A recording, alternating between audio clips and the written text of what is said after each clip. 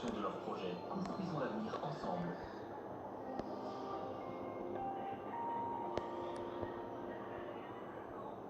Dites-vous bien que les orages enregistrés l'année dernière n'étaient qu'un avant-goût. En réalité, ils sont encore plus intenses en seconde partie de journée. Ça va se réactiver aujourd'hui, notamment sur les 10 départements placés en vigilance orange, puis inondation en région centre, en Nouvelle-Aquitaine et dans le sud du Pyrénées. On attend jusqu'à 2 mois de précipitations par mois, notamment au sud de la Garonne et au pied des Cévennes.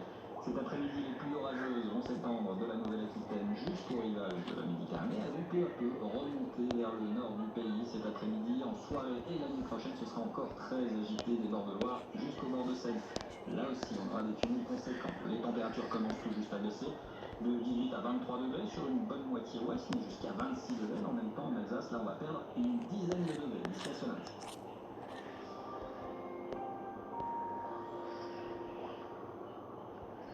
C'était votre programme avec KPI Partners. Nous accompagnons les promoteurs immobiliers dans la copromotion de leurs projets. Construisons l'avenir ensemble. Bientôt 14h, bienvenue sur BFM TV, si vous nous rejoignez, nous sommes ensemble en direct jusqu'à 17h. Bonjour Benjamin. Bonjour Sandra, bonjour à tous. Nous sommes à la veille du déconfinement, journée spéciale sur BFM TV consacrée aux Français qui se préparent à vivre avec le virus, les commerces, les transports, les écoles, les masques. La France est-elle prête? Nous vous faisons vivre ces derniers préparatifs. Ce sont 10 millions de masques qui vont être distribués dans les transports, dont 4,4 millions en Ile-de-France. C'est ce qu'a précisé Sylvain Ndiaye sur BFM TV à la mi-journée. Jean-Baptiste Djebbari ajoute que les contrôles seront mis en place seulement à partir de mercredi pour les attestations d'employeurs dans ces mêmes sports. C'est le scénario redouté pour le déconfinement. Les clusters, les deux derniers ont été identifiés en Dordogne et dans la Vienne, 2 zones vertes sur la carte. C'est ce qui pourrait nous attendre à plus grande échelle en cas de relâchement. Et puis après des mois de calme, 18 départements sont en vigilance orange pour fortes pluies. Le centre et tout le sud-ouest sont concernés. Les scènes d'orage et de déluge vues hier soir ne sont qu'un aperçu des prochaines 36 heures.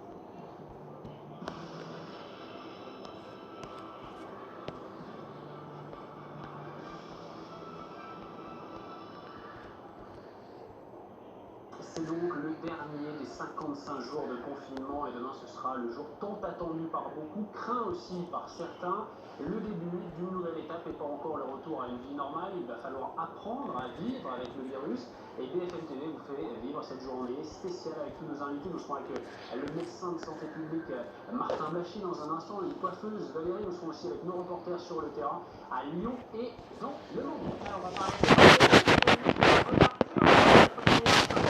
vont reprendre leur activité sur lundi. Petites et moyennes entreprises rouvrent progressivement leurs portes. Thomas Herman, vous êtes dans une épicerie à Lyon. Comment ce commerçant appréhende-t-il cette journée de demain? Il faut savoir qu'il a déjà continué dans son activité. On retrouve un fonctionnement normal. Regardez ici, dans le centre de vente. Ça, c'est un ensemble de commerçants qui sont encore fermés avant la fin du déconfinement. Ici, via une épicerie, nous allons retrouver Betty. Betty, bonjour. C'est comment pour vous le confinement? Comment vous êtes adapté pour continuer votre activité malgré tout? J'ai toujours reçu le public, sinon j'ai travaillé normalement simplement un tout petit peu plus tôt le soir, en soirée, j'étais toute seule dans la rue et du coup j'ai mis en place d'autres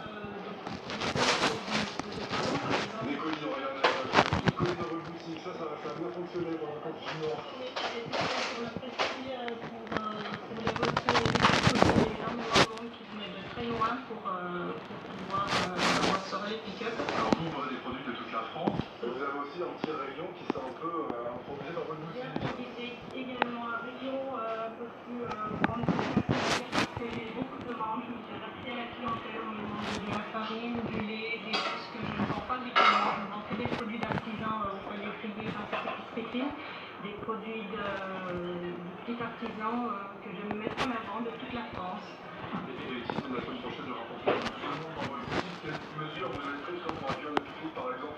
Cette suite est déjà de rajouter comment vous avez fait ça? Les gestes barrières qui ont été recommandés par le gouvernement, l'écran de protection, le gel hydroalcoolique, les masques bien entendu, le gel qui est à disposition pour la clientèle, et puis évidemment le tracé sera tracé au sol pour éviter qu'il y ait trop de monde dans la boutique, une personne. Donc voilà,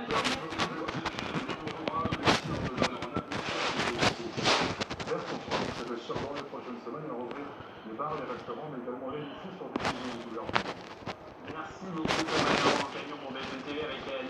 Faites Gioni, 77 000 selon voiture, vont aussi pouvoir ouvrir à partir de demain. Nous sommes avec Valérie. Bonjour, vous êtes coiffeuse à Chambly, dans l'Oise. Comment ça se passe? Dans quel état d'esprit êtes-vous avant de rouvrir demain? Pas trop stressé? Déjà, je suis très heureuse de reprendre mon travail. Mais oui, en même temps, un peu stressée parce qu'il va falloir limiter par rapport aux clients. On ne peut pas en prendre trop non plus en même temps. Donc je sais que je peux dans mon salon en prendre 3, hein, mais en les séparant, avec masque et gel aussi. Chaque fois qu'ils vont rentrer dans le salon, on essaie de faire les choses correctement. Valérie, dites-nous à quoi ressemble votre carnet de commandes pour la semaine et les 15 jours qui viennent. Eh bien, beaucoup de monde. J'ai beaucoup de rendez-vous, mais j'ai respecté.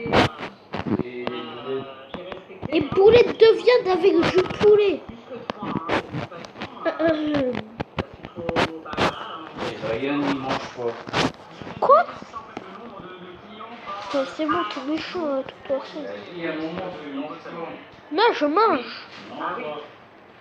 Non, je Au lieu mange. d'en prendre, Non, je mange. Non, je mange. Je mange. Si, j'ai le droit de manger, ok? Évidemment, il n'y en a pas pour longtemps, mais si c'est une couleur, oui, c'est une heure. Hein, donc, voilà. Je fais une vidéo, alors tu me laisses en Des choses, des Excuse me, ma mère. ma mère, toujours. Pour cette ouverture. Oui, j'ai acheté tout ce qu'il fallait. J'ai les masques à disposition pour les clientes et j'ai le gel. Masque posé à l'arrière du salon, c'est ça? C'est noir, de toute façon, moi j'ai tout au salon. J'ai machine à laver, j'ai sèche-linge. Donc tout va être lavé chaque client. Tout va être lavé. Et le gel, donc vous le disiez, pour vos clients qui vont entrer à chaque fois dans votre salon. Merci beaucoup d'avoir été avec nous, Valérie. Bon courage pour demain, effectivement. C'est une journée importante qui se profile pour vous. Nous sommes avec Martin Blacher. Merci d'être avec nous, médecin de santé publique, dirigeant DPH Expertise, société spécialisée dans la modélisation des maladies. La France est-elle prête, selon vous, docteur, pour ce déconfinement? Oui, je pense que la France est prête. Je pense qu'il est temps d'entrer dans cette phase intermédiaire.